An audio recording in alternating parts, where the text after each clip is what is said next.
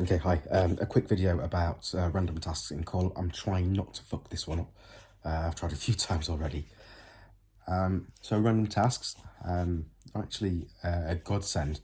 They're worth far more points once you complete them than the task is actually worth. That's because the points total of the random task consists of a set total for the task and then an amount that's like a bonus reward. Maybe it's a 70-30 split. So really well worth doing.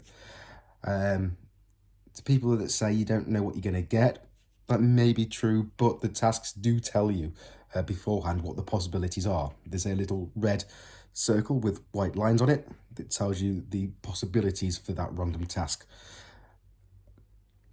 So the mathematical way of doing this is to check how many of them you can do versus how many there are. And so that fraction multiplied by the value, the points value of the task, is your expected points total. So let's say it's a 130 point random task, the lowest value one, and you can do every task apart from the bypacks. And let's pretend there are 10 tasks available, and so you can do 9. So 9 divided by 10 times 130, that's 117, which means, so if I took that same task 10 times, I'd complete it 9 times. And so I'm averaging 117 points per task. Should you take it?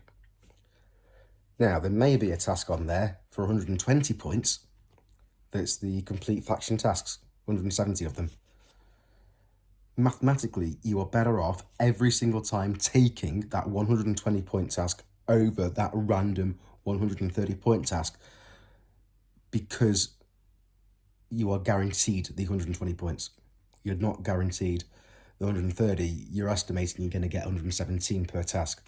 I know it's only a small margin out, but when the numbers get higher, so let's go to the 285 point tasks. Let's say you can do 2/3 of those tasks. Let's say you've got a big investment coming in, so you can really do the investment influence one that's possible, and you can do 2/3. That's 190. Is there anywhere on the board where you can guarantee more than 190 points? If yes, do that other task instead. If no, do that random task. Yes, you're only going to get 0 or the full amount. You're not going to get ever the estimated amount, but the maths, it's an average every time. It works. It's proven.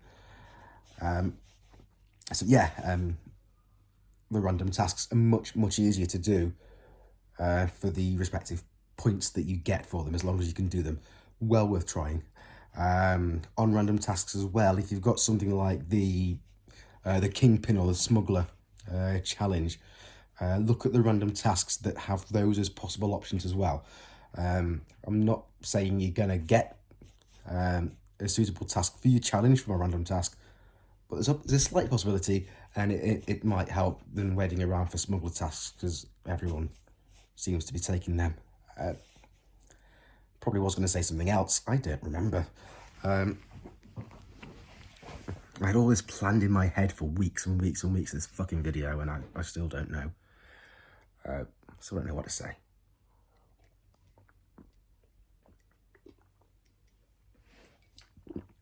It's my new house, by the way. So yeah, random tasks. Oh yes, this is always with a comparison. Should you take the lower point value or the high point value random task? If there's a choice of two, work both expected point values out for both tasks and take the higher one. That's in a nutshell. Random tasks in call up. It's just maths. Give us a shout if you need a hand. We do like when we're not busy being whipped in the office as R4s, we do try to help. Yeah, cheers, smash it.